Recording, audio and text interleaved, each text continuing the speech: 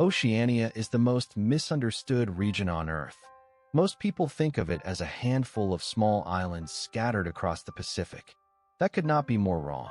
Oceania covers roughly one-third of the entire surface of the planet. It contains the world's largest ocean, the world's oldest rainforest, the world's most isolated human settlements, and some of the most extraordinary ecosystems, cultures, and geological features anywhere on Earth. And almost nobody can find it on a map. Let's fix that. Oceania is divided into 4 subregions: Australasia, Melanesia, Micronesia, and Polynesia. Together, they contain 14 independent countries and dozens of territories. The total land area is about 8.5 million square kilometers, roughly the size of the United States. But the ocean territory, the exclusive economic zones, totals over 40 million square kilometers. This is a region defined not by land, but by ocean. The greatest navigators in human history came from here. Australia is the anchor of the region, the 6th largest country on Earth by land area. Australia is so large it is classified as both a country and a continent. Its landmass covers 7.7 million square kilometers, big enough to contain the contiguous United States with room to spare. But Australia's most extraordinary feature is not its size. It is its age and isolation.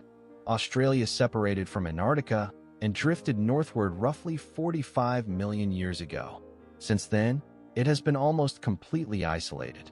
The result is evolution's greatest experiment. 80% of Australia's plant species and 84% of its mammal species are found nowhere else on Earth. Kangaroos, koalas, wombats, platypuses, quolls, numbats. These animals did not develop anywhere else because they didn't need to. Australia's isolation allowed them to evolve in directions that would be impossible on continents with more competition. The platypus is perhaps the most astonishing animal alive.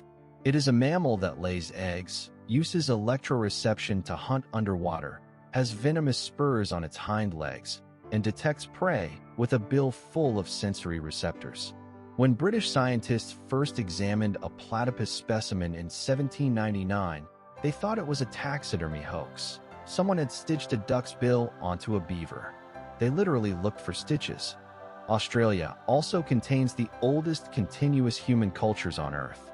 Aboriginal Australians have lived on the continent for at least 65,000 years. They arrived when sea levels were lower and Australia was connected to New Guinea, crossed what is now the Torres Strait, and spread across the entire continent within a few thousand years. Their cultures preserve knowledge accumulated over 65 millennia, including oral histories that describe geological events like the flooding of the continental shelf after the last ice age, 10,000 years ago. New Zealand, 2,000 kilometers to the southeast, is geologically one of the youngest places on Earth. It was the last significant landmass on the planet to be settled by humans. The Maori arrived by canoe from Polynesia around 1280 AD. The country sits on the boundary of the Pacific and Australian tectonic plates, making it volcanically active and earthquake-prone. Its dramatic landscape, mountains, fjords, geothermal fields, black sand beaches, is the result of this ongoing geological violence. New Zealand is also home to some of the world's strangest birds. Because it had no land mammals when birds evolved there, birds filled every ecological niche. The kiwi is a flightless bird that evolved in the absence of ground predators. It has hair like feathers, nostrils at the tip of its beak, and the largest egg relative to body size of any bird in the world. A kiwi egg is 20% of the mother's body weight. The human equivalent would be giving birth to a 12-kilogram baby. Papua New Guinea is one of the most linguistically diverse places on Earth. With a population of around 10 million people, it has over 800 distinct languages, approximately 12% of all human languages on a single island. These languages are not dialects of each other. They are mutually unintelligible, as different from each other as English is from Japanese. The linguistic diversity reflects thousands of years of cultural isolation between communities separated by the island's rugged mountain terrain. Papua New Guinea's highlands were not contacted by the outside world until the 1930s, when Australian gold prospectors flew over them and discovered, to their astonishment, that what they had assumed were uninhabited mountains contained more than 1 million people living in organized agricultural societies.